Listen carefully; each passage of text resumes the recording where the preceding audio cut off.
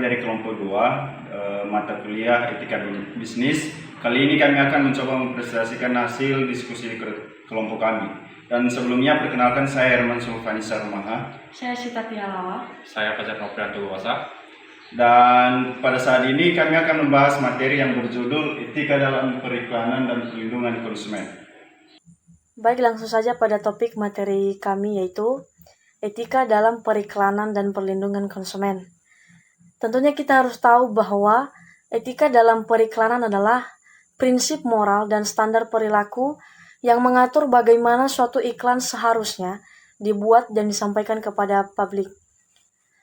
Jadi etika dalam periklanan memastikan bahwa isi iklan tidak menyesatkan, tidak merugikan konsumen, menghormati nilai-nilai sosial, dan tidak melanggar hak-hak pihak lain. Jadi etika periklanan ini sangat berperan penting dalam menjaga kepercayaan masyarakat terhadap informasi yang disampaikan dalam iklan tersebut, serta mencegah praktik-praktik manipulatif, diskriminatif, atau eksploitasi terhadap kelompok tertentu. Nah, contohnya menyampaikan informasi produk secara jujur dan tidak berlebihan, atau tidak menampilkan konten yang merendahkan kelompok tertentu, misalnya berdasarkan ras atau agama. Berikutnya adalah prinsip-prinsip etika dalam periklanan. Yang pertama, kejujuran. Iklan harus menyampaikan informasi yang benar dan tidak menyesatkan. Dapat diklaim mengenai manfaat, kualitas, atau keunggulan produk harus dapat dipertanggungjawabkan secara fakta, atau produk harus dapat dibuktikan dan tidak dilebih-lebihkan. Contohnya, sebuah produk suplemen tidak boleh mengklaim menyembuhkan semua penyakit jika tidak ada bukti ilmiah atau izin dari lembaga kesehatan. Berikutnya, keadilan, yang dimana iklan tidak boleh menyudutkan atau merendahkan atau menyerang produk pesaing secara tidak adil. Jadi harus sama-sama ada rasa hormat terhadap kompetitor dan konsumen lain atau pesaing yang lain. Berikutnya adalah tanggung jawab sosial. Jadi iklan harus memperhatikan bagaimana nilai-nilai sosial dan budaya masyarakat, serta tidak menampilkan konten yang bersifat diskriminatif, kekerasan, atau merugikan kelompok-kelompok tertentu. Berikutnya, kepatuhan terhadap hukum. Jadi bagaimana iklan ini harus dapat patuh terhadap hukum. Jadi setiap iklan harus mematuhi peraturan perundang-undangan yang berlaku, seperti Undang-Undang Perlindungan Konsumen dan Pedoman Periklanan. Selanjutnya, transparansi, yang dimana identitas sponsor atau pengiklan harus jelas, sehingga konsumen berhak tahu siapa yang bertanggung jawab atas isi iklan tersebut. Berikutnya, tidak memanfaatkan ketidaktahuan atau kelemahan konsumen. Jadi iklan tidak boleh memanfaatkan misalnya anak-anak, orang tua, atau orang yang tidak memahami produk sepenuhnya hanya untuk keuntungan sepihak. B. Pengaruh etika dalam periklanan dan perlindungan konsumen. Etika dalam periklanan dan sistem perlindungan konsumen memiliki pengaruh besar terhadap hubungan antara produsen dan konsumen. Jika diterapkan dengan baik, keduanya dapat menciptakan lingkungan bisnis yang sehat, transparan, dan saling menguntungkan. Etika mencegah kerugian konsumen, sedangkan perlindungan konsumen memberi perlindungan hukum saat terjadi pelanggaran. Berikut ini adalah beberapa pengaruh etika dalam periklanan dan perlindungan konsumen. 1. Meningkatkan kepercayaan konsumen. Etika dalam periklanan membantu membangun citra perusahaan yang jujur dan bertanggung jawab. Ketika iklan disampaikan dengan informasi yang benar dan tidak menyesatkan, konsumen merasa lebih percaya terhadap produk dan merek yang diiklankan. 2. Mendorong konsumen untuk membuat keputusan yang tepat. Iklan yang etis memberikan informasi yang jelas, akurat, dan transparan. Hal ini memudahkan konsumen dalam mempertimbangkan manfaat dan risiko suatu produk sebelum membeli. 3. Melindungi konsumen dari eksploitasi. Etika mencegah praktik-praktik manipulatif dalam iklan seperti memanfaatkan emosi, ketakutan, atau ketidaktahuan konsumen, terutama bagi anak-anak dan lansia. 4. Mendorong kesadaran dan pendidikan konsumen. Dengan maraknya iklan yang disesuai etika, konsumen secara tidak langsung belajar untuk lebih selektif dan kritis terhadap informasi yang mereka terima dari berbagai media.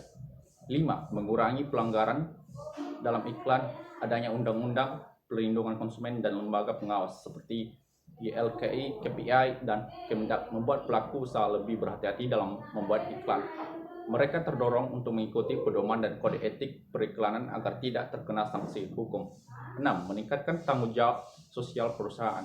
Perlindungan konsumen juga mendorong perusahaan untuk lebih peduli terhadap dampak sosial dari iklan mereka, termasuk terhadap kelompok rentan. Oke, baik. Kali ini saya akan melanjutkan presentasi dari teman kami. Judulnya bentuk pelanggaran etika dalam periklanan. Jadi definisi dari bentuk pelanggaran etika dalam periklanan ini adalah terjadi ketika iklan disusun atau diperluaskan itu secara tidak teratur ataupun melanggar hukum daripada etika bisnis. Nah, jadi ini beberapa bentuk pelanggaran yang terjadi di dalam etika yang umum dalam periklanan. Yang pertama itu adalah iklan menyesatkan. Artinya iklan yang menyesatkan di sini adalah iklan yang atau informasi yang memang itu tidak sesuai dengan apa yang diharapkan konsumen ataupun tidak sesuai dengan apa yang dikeluarkan oleh suatu perusahaan. Keduanya itu adalah klaim berlebihan. Ketiga, iklan yang merendahkan pesaing. Artinya di sini perusahaan yang satu membuat produk dan membuat iklan itu merugikan perusahaan lain. Artinya mereka membuat statement yang itu bisa membuat perusahaan lain merasa minder nantinya karena statement yang mereka berikan itu tidak sesuai dengan fakta ataupun tidak sesuai dengan apa yang terjadi. Selanjutnya itu adalah eksploitasi emosi atau ketakutan. Kemudian pelanggaran norma sosial dan SARA. Ketiga itu adalah iklan bohong tentang diskon atau promosi. Jadi iklan yang bohong ini bisa kita katakan bahwa itu adalah jika suatu perusahaan melakukan promosi, tapi promosi tersebut tidak sesuai dengan harga yang sebenarnya dalam suatu perusahaan. Misalnya, satu perusahaan mengeluarkan produk dengan harga awal itu adalah 5 juta contohnya. Tapi dengan adanya diskon dari perusahaan, misalnya dari harga yang utama tadi yang 5 juta, mereka memberikan diskon yang 50%, itu kan sudah mustahil terjadi 50% karena itu sudah akan mengakibatkan kerugian untuk perusahaan. Selanjutnya itu adalah menyembunyikan risiko atau efek samping. Lanjutkan. Nah, di sini yang terakhir ini adalah perlindungan konsumen dalam periklanan. Di sini bisa kami kasih definisi bahwasanya dalam pembahasan kali ini adalah mencakup loyalitas dari pelanggan ataupun loyalitas konsumen. Nah, ini salah satunya itu adalah landasan hukum di Indonesia. Jadi loyalitas konsumen ataupun perlindungan konsumen itu sudah diatur dalam undang-undang ataupun hukum yang berlaku di Indonesia. Salah satunya itu adalah Undang-Undang Nomor 8 Tahun 1999. Ini adalah tentang perlindungan konsumen ataupun UU PK. Dan lanjut. Dan yang kedua itu adalah tujuan perlindungan konsumen dalam iklan. Artinya untuk mencapai tujuan perusahaan yang diutamakan itu adalah loyalitas konsumen. Dan untuk mencapai loyalitas konsumen tersebut, tentunya seluruh konsumen ataupun pelanggan-pelanggan dari luar itu harus diberikan perlindungan. Tujuannya itu adalah untuk mencegah konsumen dari perspektif yang mungkin buruk ataupun tersinggung untuk perusahaan. Kedua itu adalah menjamin iklan. Seperti yang sudah saya katakan tadi, bahwasanya iklan itu merupakan salah satu untuk mempromosikan barang-barang ataupun produk yang dibuat oleh perusahaan. Jadi iklan yang dibuat itu harus sesuai dengan produk, misalnya mencakup kualitas produk yang sudah dikeluarkan oleh perusahaan.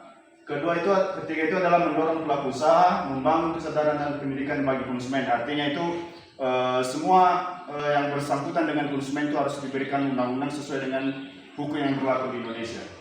Seterusnya itu adalah bentuk pelanggaran iklan terhadap hak konsumen. Yang pertama itu adalah iklan yang berisi klaim berlebihan tanpa bukti ilmiah, iklan yang tidak sesuai dengan produk asli, iklan yang mengecoh dengan tampilan visual atau suara iklan yang menyesatkan anak-anak. Seperti yang sudah saya katakan tadi, bahwasanya perusahaan itu dalam membuat suatu iklan itu harus sesuai dengan apa yang mereka buat. Produk apa yang mereka buat tidak semena-mena dengan memberikan jaminan produk,